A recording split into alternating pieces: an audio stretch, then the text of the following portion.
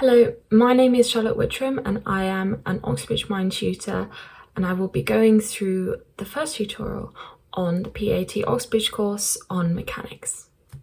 So here is our lesson plan for today, and first things first, we're going to recap topic content, most of which that you've already done in A-level physics or A-level maths mechanics.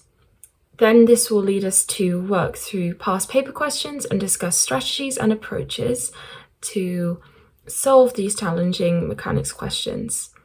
Then we're going to identify common pitfalls and plan courses of action to avoid them.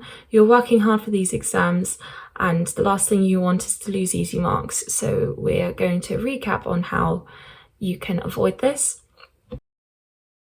So for content recap, we're going to break this down into first going through vectors and scalars. So we're going to combine vectors and look at weight and mass. Then we're going to move on to Newton's laws of motion, which involve forces in equilibrium. The sum of forces equals mass times acceleration, and apply equal and opposite reaction forces. We're also going to apply friction, air resistance, and terminal velocity. So we're going to have a look at the behaviour of forces on objects moving through air at speed, and also the velocity time graphs associated with this. We're also going to have a look at moments, so moments in systems and around points within an object. We're then going to move on to pulley, spring, and lever systems, which deal with forces and motion, and combining your knowledge of moments in there as well. And then we're going to also include energy, power, and work in this tutorial, and focus on kinetic and potential energy. We're going to have a look at force diagrams first, as these are extremely important in all systems dealing with mechanics, especially when you look at these complicated systems consisting of multiple bodies. Always break it down. Draw free body diagrams for each one and label the forces relevant to that object in the system. I find it helpful to go through a list of contact and non-contact forces. So friction is normally involved in a lot of mechanics systems. You must always read the question to see if there are smooth surfaces involved, so friction is not applicable. If on a rough surface, an object will experience a frictional force in the opposite direction to which it is moving. Then the weight/gravitational force will act from its center of gravity towards the center of the Earth. The reaction force on a body will act from the point of contact at right angles to the solid surface it is resting on. Upthrust will act to keep the object buoyant, so act upwards if it's submerged or floating on a liquid. Tension, this acts along the axis of a spring or a string or a rope. Be careful when labeling this to make sure its direction is at the correct angle. Drag, this acts like friction in the opposite direction to which an object is moving. Electromagnetic force, be careful with this, reversing the polarity of a charged particle or a charge out, and also reversing the polarity of magnetic poles. Moving on to the electromagnetic force, you have to be careful of this. Reversing the polarity of charged particles or magnetic poles can completely reverse the direction this force is acting, so make sure you label your diagrams correctly and you add the minus signs in the right ways. Then strong and weak forces. Some forces will be negligible in comparison to others, so for instance friction or air resistance may not be applicable to your system. If you are going through a problem and this isn't obvious and you're assuming that fact, always make sure the examiner knows what you're assuming at that point. So some advice when coming to complicated lever and pulley and spring systems, they are definitely a common basis for PAT questions as they really test your understanding. When approaching these, dedicate 5 minutes at the start of all mechanics questions to reading the question and drawing a large, clear, well-labelled force diagram. And use this diagram to form the equations that will be useful in the rest of the question. Highlighting, underlining important parts of a question also really helps, just to make sure that the information you need is there and readily available to you. So moving on to pulleys. These systems are governed by tension, which is a force that resists stretching or the twisting of materials.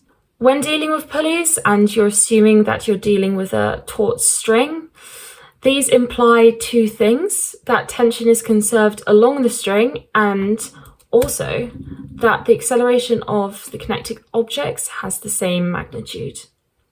Newton's laws of motion apply to each object, produced equations of motion for the system. So, for instance, with these two different masses, you would draw free body diagrams for each and find out the forces acting on them. A common mistake in pulleys is labeling tension incorrectly. You must construct separate force diagrams for each object and axis, and then apply Newton's second law to each. Remember, tension is the force exerted by the string, and so acts parallel to the string. So for instance, the tension will have a different orientation for the block resting on a surface, as opposed to a block being suspended by a string or a rope. Now we're going to move on to Archimedes' Principle.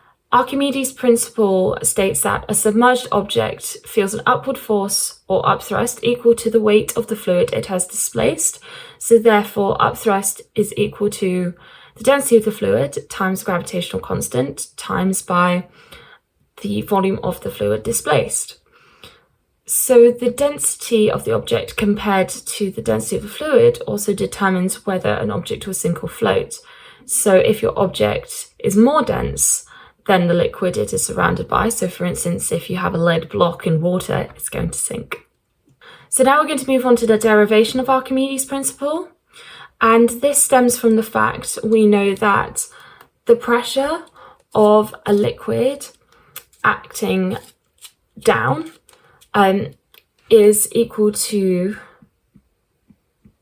rho g h, which is the density of the liquid times the gravitational constant times the depth of that liquid. So if we look at the force balance on this particular cylinder submerged in water, the force acting downwards on it will be equal to, so Fd is equal to rho gd, which is the depth of the water up to the top surface, times by the area of the top of the cylinder. And the force acting upwards will be equal to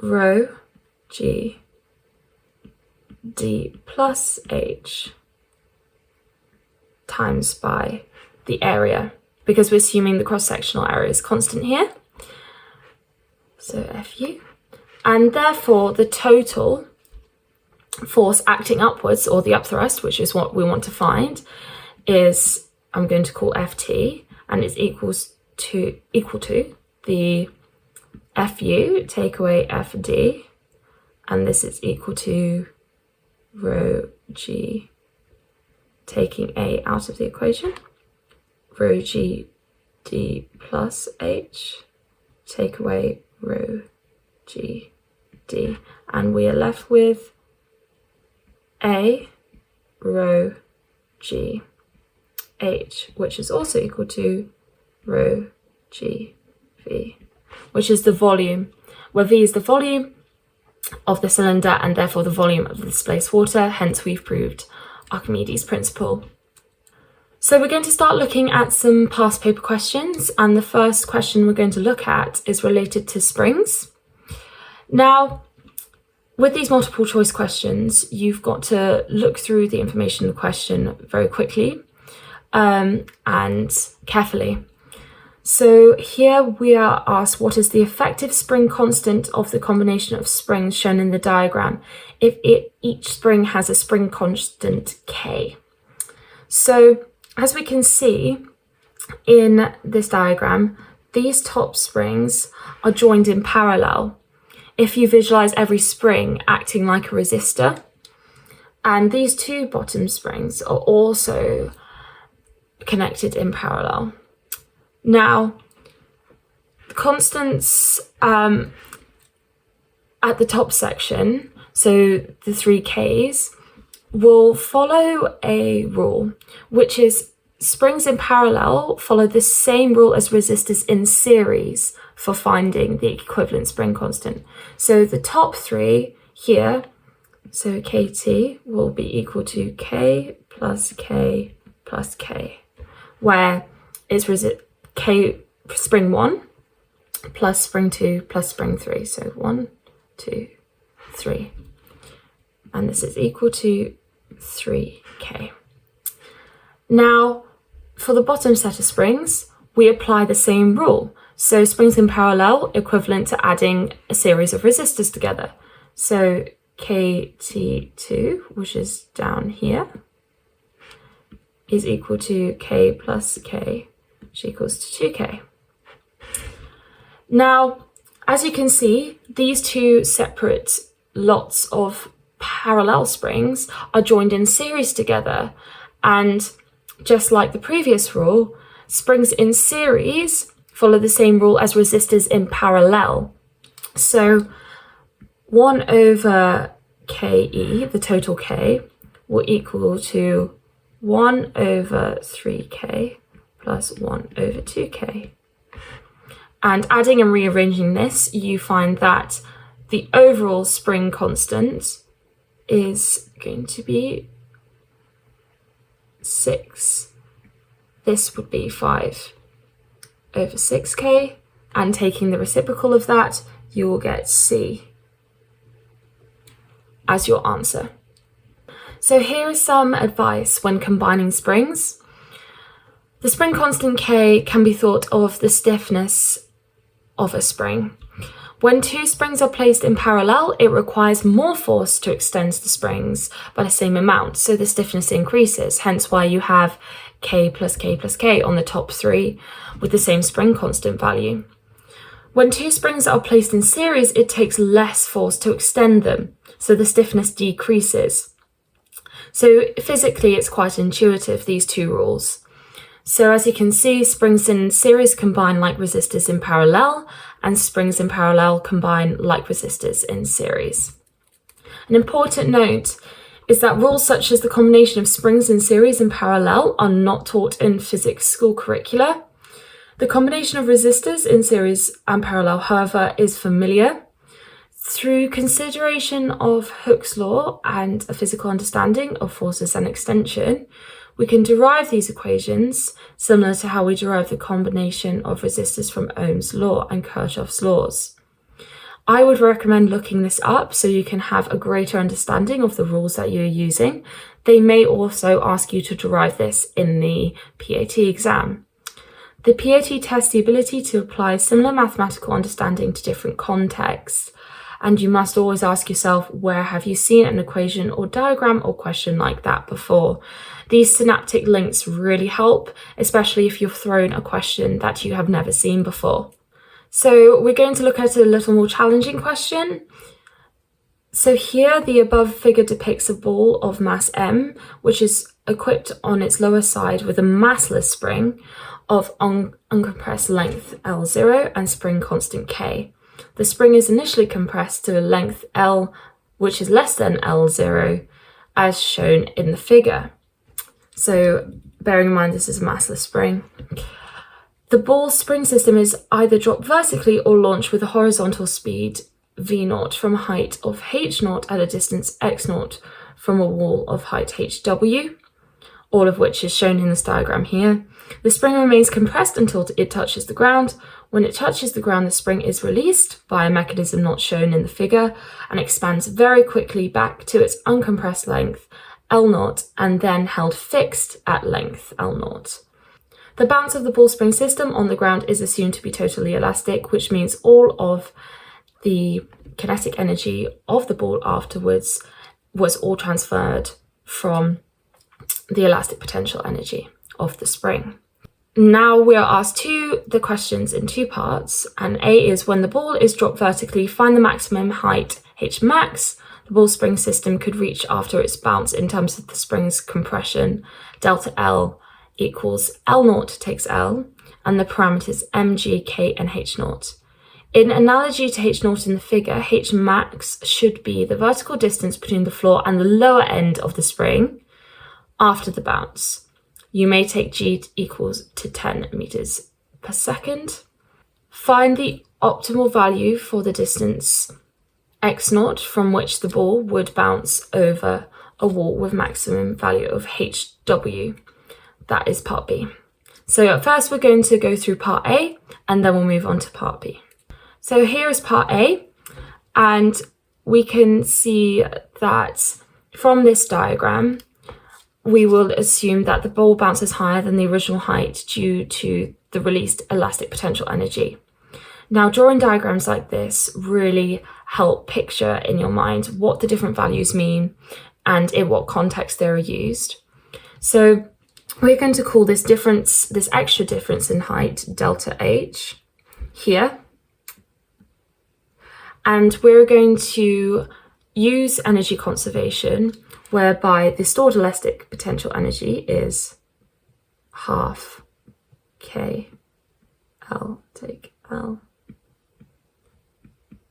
mg delta H, where mg delta H is the gained gravitational potential energy. And then from the diagram, we're going to try and find what H max would be in terms of delta H, L, H naught, and also L naught, because we want to find this value. So we're going to say that H max, which is this value here, plus L naught must equal to delta H plus L plus H naught, where H naught is this, which is physically intuitive. Then we're going to rearrange to find H max because this is the value we want. So H max is equal to delta H plus L take L naught plus H naught. And we can change this to minus delta L later. Now from 1, we rearrange to find that delta H is equal to K over 2mg delta L squared. So this is from equation number 1. And from equation number 2, we substitute in delta H into here to find H max, which is equal to K over 2mg delta L squared minus delta L plus H naught, which is your final answer for A. Now we move on to part B. Now, if we go back to the original question, we want to find the optimal value for distance x naught from which the ball would bounce over a wall with a maximum value of hw.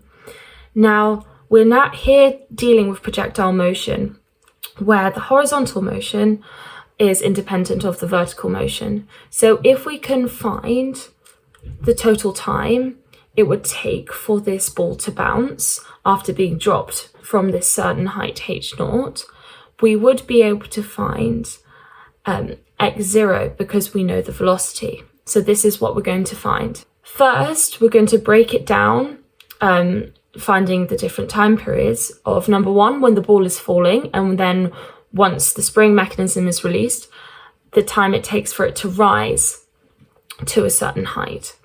Now, the easier part of this is finding out the time it takes when the ball is falling. So we're going to use SUVAT. And here we know what S is, which is H0. We know what U is, which is 0. V, we do not care about. A equals G and T equals T1, which is what we want to find. And here we could use the equation S equals UT plus half AT squared, because we want a SUVAT equation which doesn't involve V. And using this, we set that to 0 as U is 0, and we get that H0 is equal to half GT1 squared. And rearrange this so that T1 is equal to 2H0 over G. So we found the falling time of this mass spring system. Now moving on to the second part of part B. When the ball is rising, we also use SUVAT to find T2, SUVAT,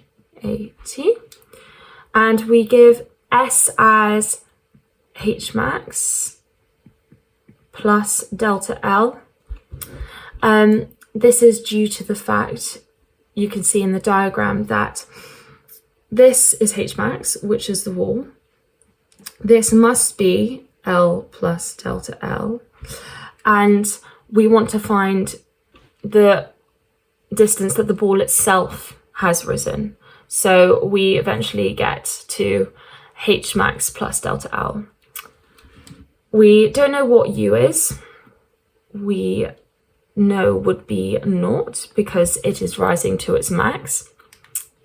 We know A equals G, and we know that T is equal to T2, as this is the value we want to find. Now, S equals VT minus half AT squared is the SUVAT equation we want to use, as it does not involve the initial velocity, which we do not know. And now we just input the values that we have determined. So H max plus delta L is equal to G over 2 T2 squared. Bearing in mind that we must remember that there is a minus here, as G is acting in the opposite direction so as to decelerate the mass ball system. And rearranging this and using the results from A, so we get first T2 equals 2G H max plus delta L. And then we know what delta is from A, so we substitute in, and we get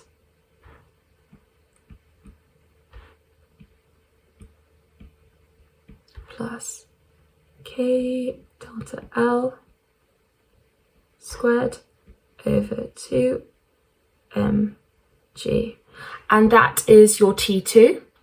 And we know that x0 is equal to v0 T1 plus T2.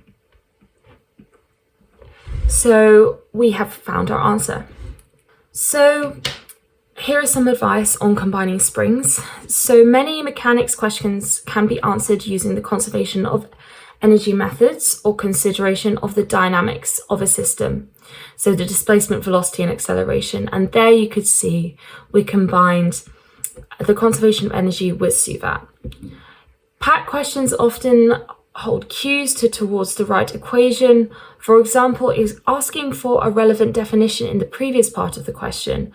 Otherwise, quick attempts to set up the equations for both can show which might be simpler.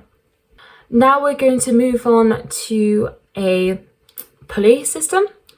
And this is describing two masses of subscript M and capital M are connected by a massless spring of fixed length on a slope inclined at angle alpha as sketched in the figure below. The pulley P is massless. So bearing in mind massless string and massless P. Ignoring friction, which is a very important statement to circle, realise. Calculate the acceleration of mass subscript m and the tension of the spring. What is the condition for the masses to be stationary? So first we're going to calculate the acceleration of mass m and the tension of the spring. Now, looking at the different bodies, we're going to draw some free body diagrams. So this is m, this is little m. Now, looking first at little m, we know that tension T will be acting in this direction. And we know that mg will be acting vertically downwards. And we know from geometry that this angle here is alpha. Now, labeling this T, we can then use Newton's second law of motion to find the net force acting on this body, which will be T take mg sine alpha equals ma, where sine alpha, mg sine alpha, is the component of the weight acting down the slope, which is found by using trigonometry, using alpha and the relation to the length of this hypotenuse here, which is mg. So this would be mg sine alpha. So we've got our first equation, number 1. And we can rearrange this so as to ensure that tension is the subject. So it would give me ma plus g sine alpha. Now looking at our other larger mass, we know that tension is conserved along a taut string. So we are going to say this is tension. And we know that mass is acting vertically downwards. Noting that, do you remember, it's a capital M. Be careful not to mix up your different symbols that have been given to you in the question. So we know that T take mg is equal to ma. So this gives us T equals mg take a, which is our second equation. So now we're going to find the acceleration of little mass m, and as we don't know what tension is, we are going to eliminate this unknown and set these two equations equal to each other.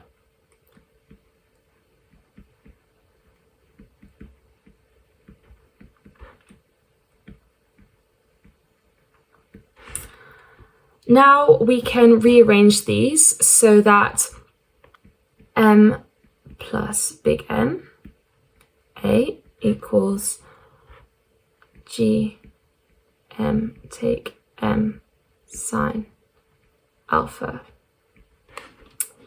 And then we divide by m plus m to get gm take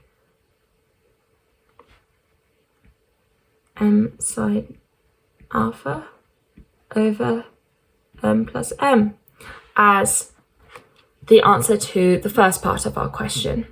So now we need to find the tension of the spring, and now since we know acceleration, we can now substitute this into one of our original equations. So we're going to choose equation number 2 to substitute this original expression into. So if I just delete this. So we know that acceleration is equal to g m minus m sine alpha over m plus m. And this was our equation 3, and we know from the previous parts that the equations governing this were that tension is equal to mg take A. Now we're just going to substitute this into here so that we know that tension is equal to mg take G take M sine alpha M plus subscript M. Now we've now found the tension in the spring. However, we need to reduce this to a form which would allow us to find the condition for the masses to be stationary. So if we now rearrange, take out G, for instance, we can greatly simplify this. 1 take M sine alpha over M plus M. Now we simplify this further, so this entire part of the equation is now over M plus M.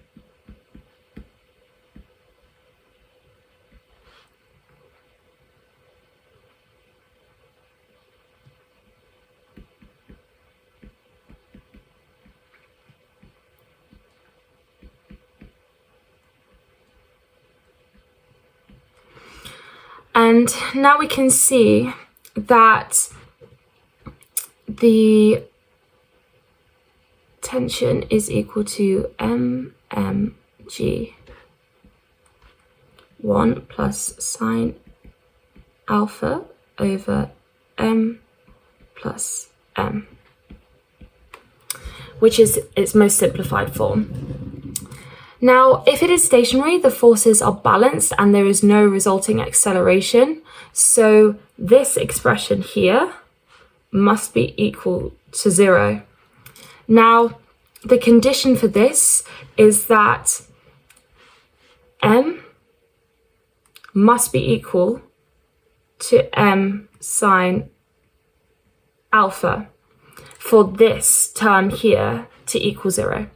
So now you found the condition for the masses to be stationary as well, and hence the question is solved. So a common pitfall in this area is that mistakes from pulley systems come from incorrectly labeling the forces or confusion regarding the direction of tension forces. You must remember tension always acts against the force that is pulling and stretching the spring or string. So onto some common pitfalls. Mistakes in pulley systems tend to come from incorrectly labeling the forces or confusion regarding the direction of tension forces. You must remember that tension always acts against the force that is pulling and stretching the string. So some advice when considering pulley systems is that the important forces are those acting on the axis and on the objects. Drawing a clear diagram and considering the forces on the pulley axis and objects separately will lead to the correct equations. As we saw, as soon as we separated out the objects, found the equations governing those objects, and then solving them simultaneously or eliminating certain unknowns, you can find the right answer. It's just about practicing these questions and identifying this. So on to some more multiple choice questions. So here we're considering the pulley system below supporting an object with mass m. Assume gravitational acceleration to be g, that the pulleys are massless and frictionless, and the string is massless and inextensible. With how much force F must the string be pulled to keep the mass at the same height? Now, let's have a look at the fact that this is a taut string. So we know that there will be tension acting that way due to the force pulling on the pulley, and that is T. And now if we divide these two pulleys, there at that joint, we know that a T must be acting in the opposite direction there due to the fact this is due to Newton's third law, and there must be an equal opposite tension acting along the string. So due to this, we must know that T is equal to F from the first arrow we drew, and now we know that there must be a T acting here too. So we know that T is equal to F, and we know that tension must be conserved along this inextensible string, so T must also act upwards here. So you then complete a force balance, so we know that 2T must equal to mg, as this pulley is not moving up and down, and therefore T equals mg over 2, and therefore F equals mg over 2, as we have established that T must equal to F. So on to another question, and this involves more density, mass and volume. So a bathroom contains 3 rubber ducks, each red, green and blue, of identical shape and density. So this is a very important point that you then circle, but different overall sizes. The following observations are made: that A, the length of the red duck is equal to the length of a blue duck added to that of a green duck. The area of the base of the green duck is 4 times larger than the area of the base of the blue duck, and the blue duck has mass of 3 grams. We are asked to find out what the masses of the red and the green ducks are, and then, if when fully submerged, the green duck displaces a total mass of water of 32 grams. What is the density of the ducks? So first, we're going to have a look at what this question is telling us and write down different values and relations between these different ducks. So let R be the length of the red duck, let B be the length of a blue duck, G be the length of a green duck, and P be the density of all the ducks. Now, we know that the length of a red duck, R, is equal to the length of a blue duck, B, plus the length of a green duck, G. Now, we also know that the area of the base of the green duck is 4 times larger than the area of the base of the blue duck. So we're assuming that the area of the base of the green duck is just G squared, and this is going to be 4B squared. Now, we can then, from this, derive that G equals 2B, just by square rooting both sides. And now we have equation number 1 and equation number 2. Now, we can then see that R would then be equal to, due to a substitution, B plus 2B. And then G is equal to 2B as well from previously. We also know that the blue duck has a mass of 3 grams. So that from this condition, we know that density times volume, so is equal to mass. So P times B cubed. So we're assuming the volume of the blue duck is just B cubed, is equal to 3. So 3 grams. So from this, we have our third equation. So now we've defined our 3 main equations. And from this, we can derive what all of the different values are in terms of each other, and then what the masses of the red and green ducks would be. So from the question, we found that R must equal to 3B, G must equal to 2B, and 3 is equal to PB cubed. Now, if the mass of the red duck must be PR cubed, so which equals to mass of R. Now we know what R is in terms of B, so we know this is going to be P3B cubed, which is M of R.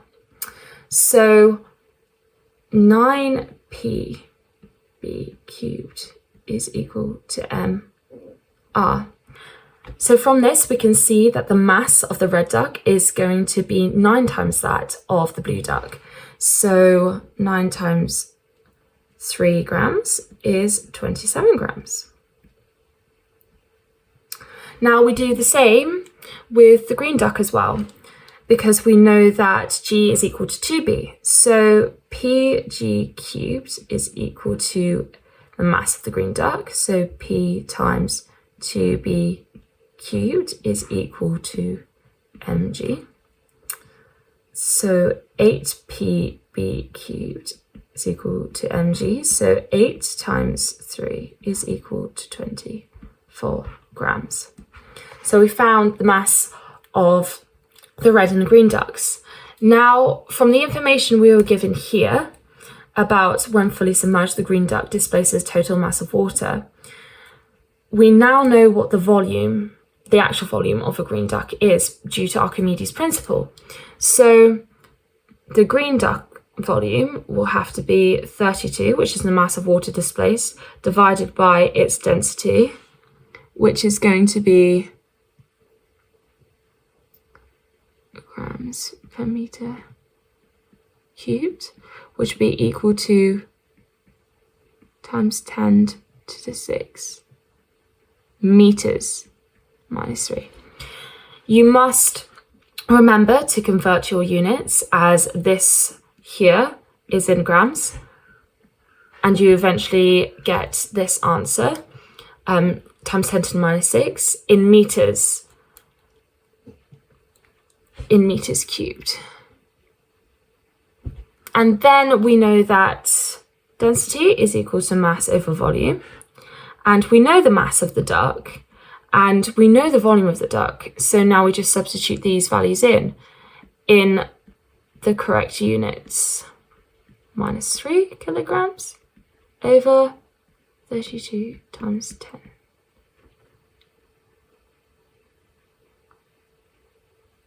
To the minus 6, which equals to 750 kilograms per meter mass cubed. You see what I did there? Just to readjust, minus 10 to the minus 6, always double check your indices to see if they physically make sense, because we all make these mistakes. And it's always good just to have some physical intuition when you're working out these values. So here's some advice.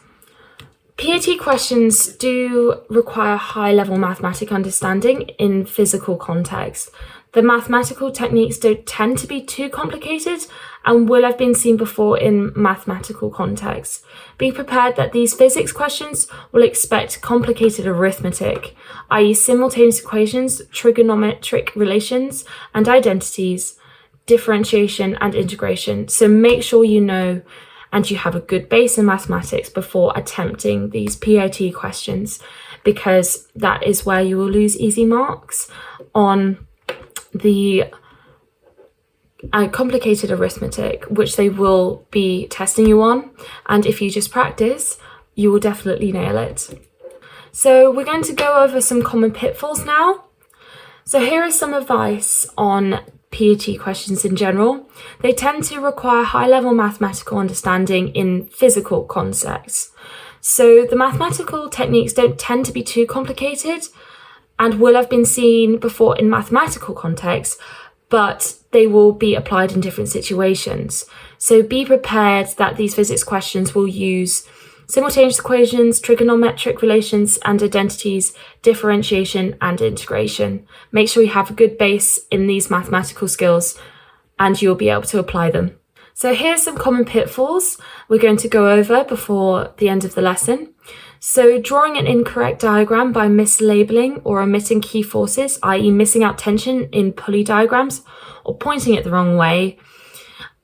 These are silly mistakes that can be eliminated by just practicing lots of these questions.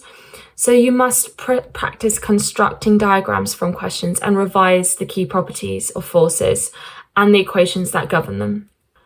You can also get confused by complicated lever, pulley and string systems. For instance, looking at a set of springs in series and parallel and not knowing where to start. What you've got to do in these situations is just apply the key concepts and equations to each element individually before putting it all together and eliminating unknowns, etc. Uncertainty about what to do because the solution requires more complicated maths than seen before in school is also a bit of a stumbling block. For instance, when we have to use proportionality, simultaneous equations, density, and Archimedes Principle all in one go. Just be sure to check out the PAT specification online and be aware that this applies to every question, even the physics ones. So have a look at the physics and math sections of this syllabus because they will show up and possibly all together in one question. So here's some key equations. I recommend having a look at all of these and reminding yourself of these constantly. Write these down.